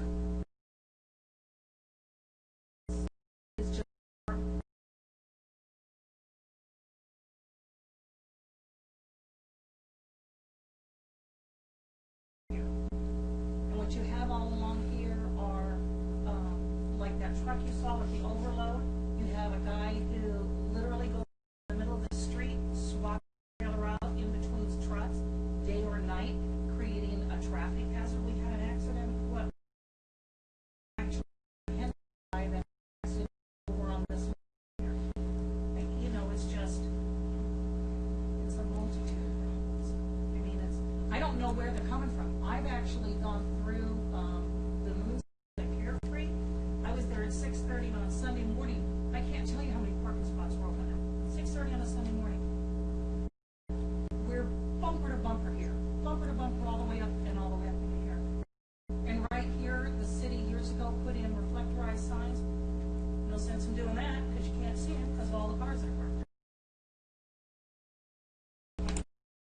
Oh, that's okay. You Thank helped you, me Monica. understand the situation better. Thank you. Okay, I'm done. Mark has one more Yeah, comment. one other thing on street sweeping, maybe we could look into, if we do post, do the alternate parking or however we decide to do that, and I imagine it'd be something the city council might look into too. Maybe we can hire several parking control people. We pay them hourly or however, and then what they have to do, they follow the street sweeper on street sweeping day, cite the cars that are in there. Not saying we do this to get the city money, but it might offset the cost of, whatever it is to hire the parking control. Because if we do post these signs and we do have the, no parking and street sweeping, whatever, it's not going to do any good if we don't enforce it. So it's just maybe something we could look into, the cost of hiring a, part-time or however hourly parking control person and see how that would go. So. Jerry, before you go, can I do two more? Did I mention limit the number of parking units with the residential home scale? Okay, because I think that's something that Carla mentioned, is if one home has 6, maybe they're not using their garages, but if we allow them to have 6, then they don't have to use their garage. So looking into limiting that. And the one problem that and I think Mr. Vincent Burke, we shouldn't ignore him, is if you were to look at the map up here and you lived on the second green street and you lived down at the cul-de-sac and you parked your car at the top of that street, you're actually parking your car, and it would be lawful because you have the permit. You're now parking your car legally next to, closer to the multi-family housing than the multifamily housing is allowed to if they don't have a spot on Cherry. So my concern is that we can't ignore the fact that the multifamily residents are residents and they're public streets. And so I don't know what you do about that, because we already have the parking in place, but it's got to be fair. And to say, you guys can, and I've driven by there, and it might be quieter now, but there's a lot of parking on those green streets at 9 o'clock in the last 2 nights. And yet Cherry is boom, boom, boom, boom, boom, all cars. So it has to be fair. So that's something I'd like you to look into. And Jerry, I think it's your turn.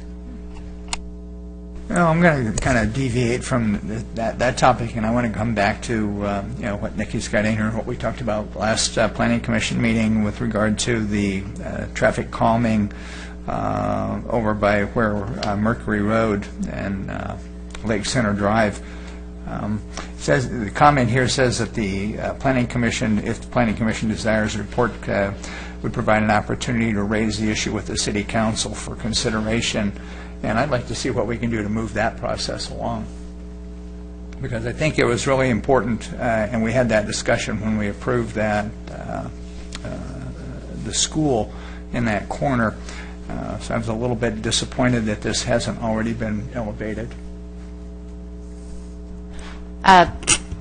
Commissioners, as you recall, last year the City Council implemented a process wherein once a year the commissioners would be able to present things, because often these types of studies would need to be budgeted for, they need to be put into our 2-year CIP or into a budget. So that's the process that we have in place, is that the commission would come to a consensus as to these are the things we think we should bring to the council, and that we bring them at one time and allow the City Council to take the input from Parks and Rec and the Planning Commission, and then to prioritize or to make decisions as to what should go forward. And as I mentioned, oftentimes they would require, additional an expenditure of staff time or funds or an additional study. So that's kind of the formalized process that we have in place. So we really don't have a way. You could speak with the council person, but as a group, the Planning Commission once a year will decide amongst all the things, what are those ones that you feel the council should direct staff to work on.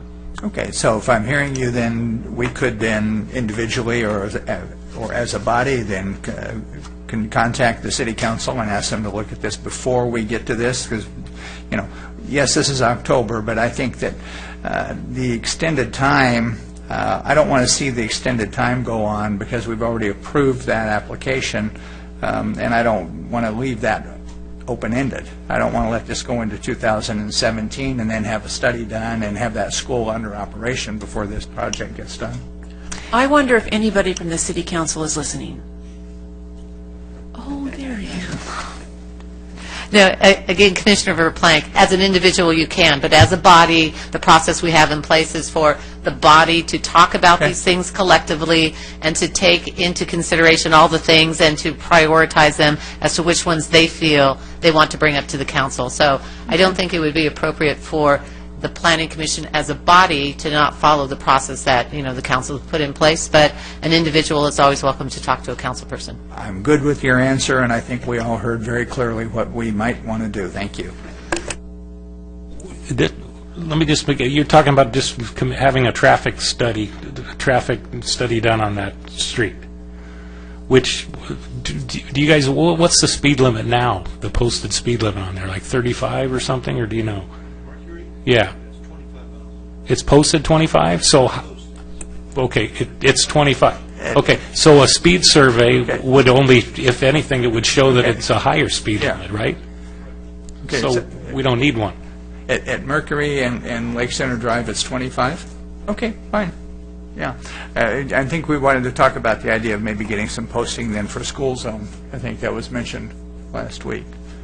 So would that particular establishment qualify as a school, per se? It's a private school, but it wouldn't qualify. Okay.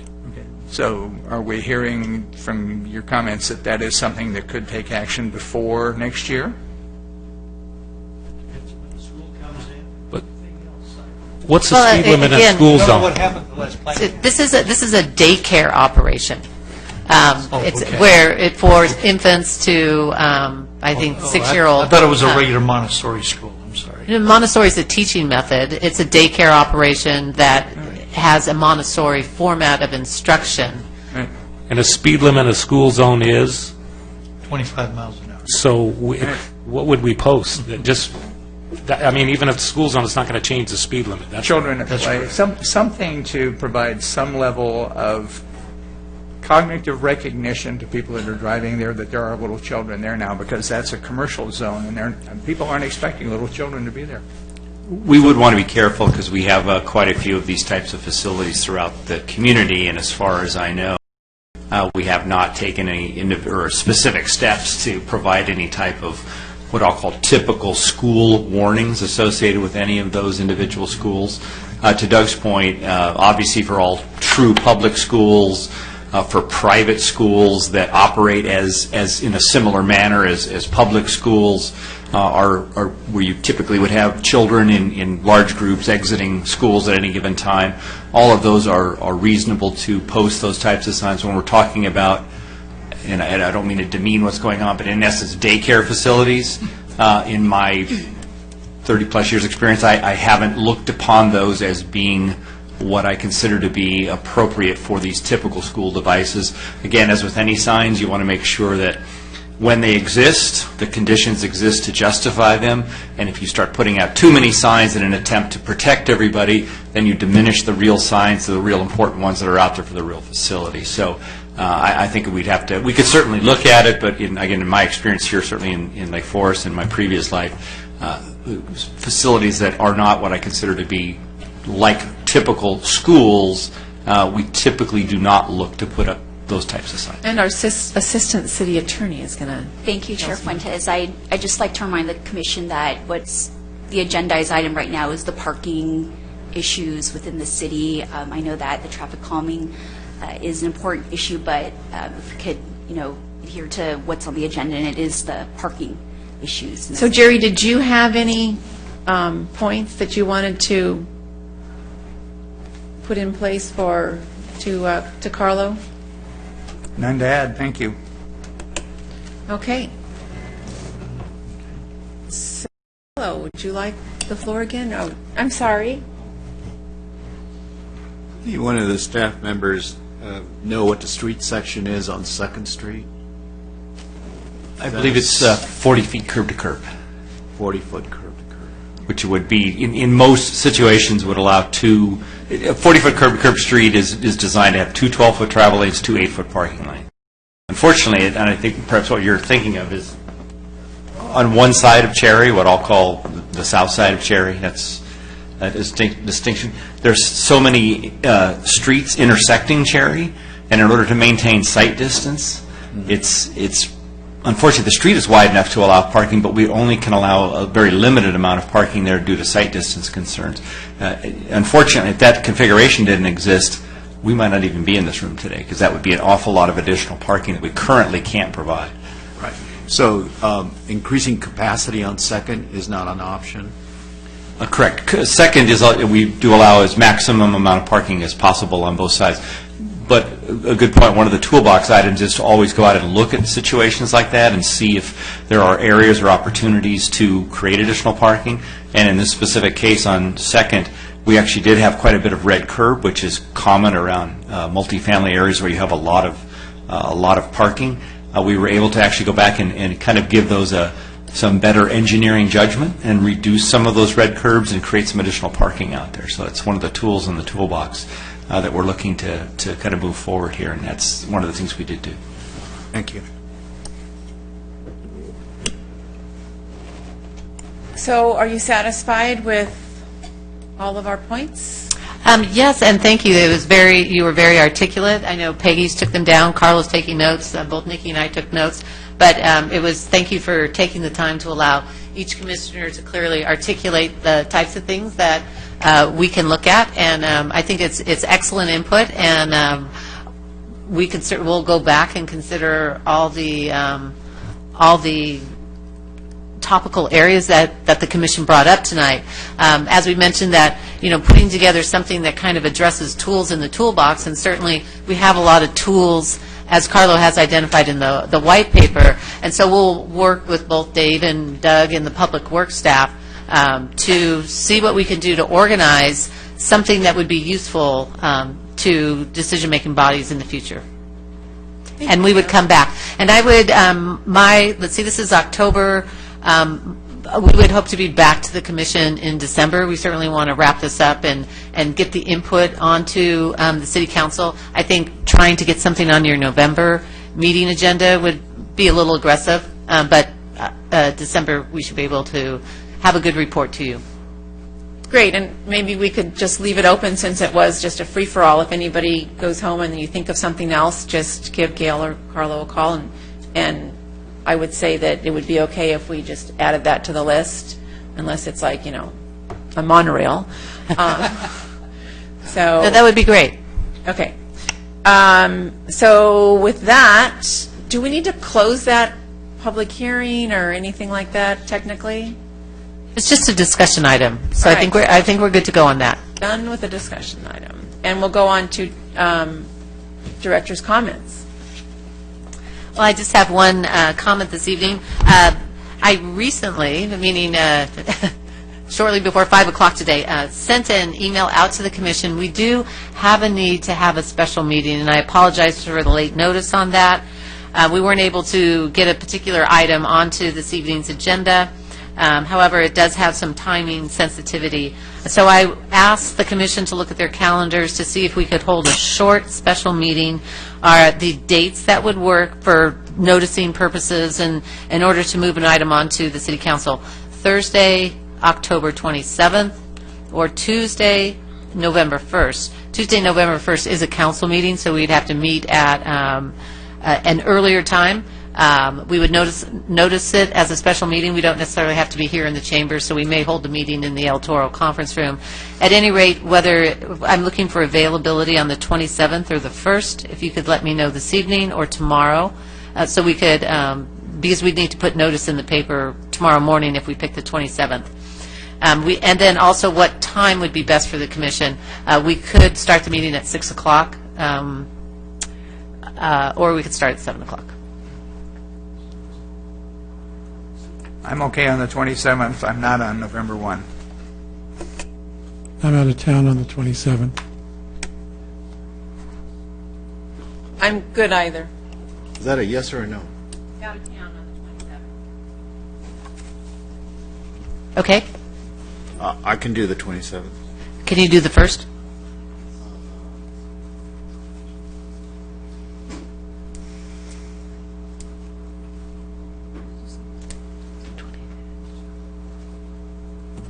Yes.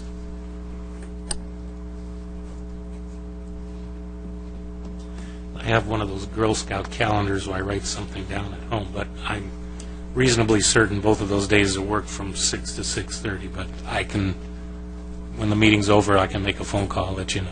All right.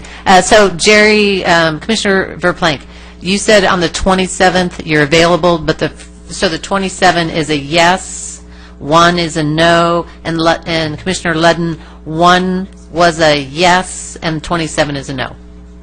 Okay, I've got that. We'll see what we can do with that, and I'll send out an email tomorrow. We'll get with Commissioner Armando. That's it? Gail? Yes. City That's it. Attorney? I've got no comment tonight. Oh, really? How about our assistant city manager? Do you want to comment? No, wait, you already had your 3 minutes. Yeah.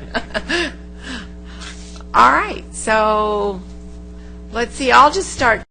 I wanted a great report. I mean, what a lot of work has gone into that. And Doug and Dave, they really know their information. So thank you, everybody, for that. I'd like to give a shout out to the UCLA Bruins water polo team. They just surpassed the NC2A consecutive win record on Sunday. So they're back-to-back national champions. They're undefeated this season, and hopefully we're going to win it all again in December. Undefeated. So my son obviously plays. So that's it.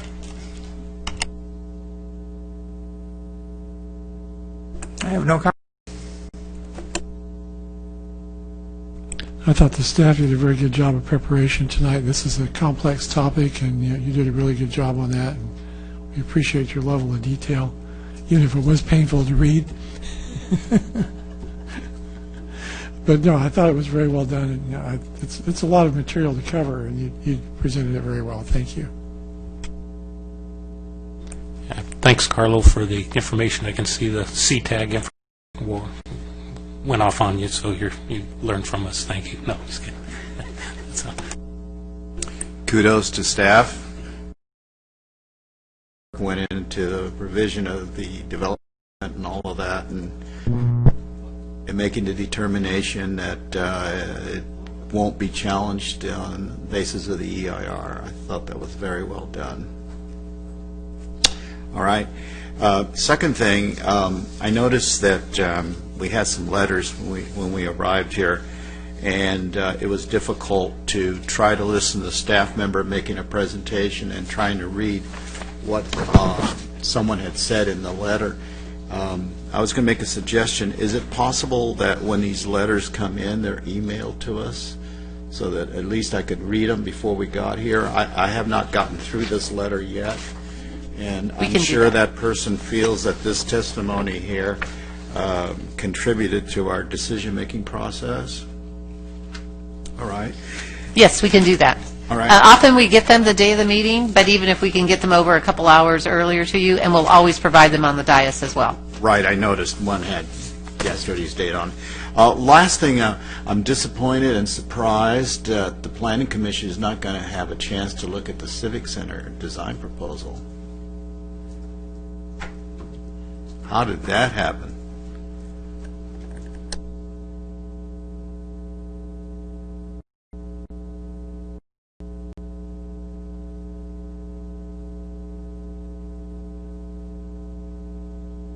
Commissioner, we can take a look at that. I know that the Parks and Rec Commissioner are looking at a certain aspect of the community center, but we can raise that at the staff level and see, what can be done, if anything. Hopefully we get a look at it. Let me talk to staff and find out the sequencing of it. I know that what is going to the council on November 1st is just the same package that was seen here, the area plan, the DA, and the use permit amendments. Oh, I see. Right, so I just got some new information here, and but we can talk to staff about. I'm not sure about additional review, but getting more information to the commission. And just for the record, Peggy, I attended the Orange County Planning Directors Association, and I did take the ethics class, so I've met my ethics requirement for this year. Okay. Yay.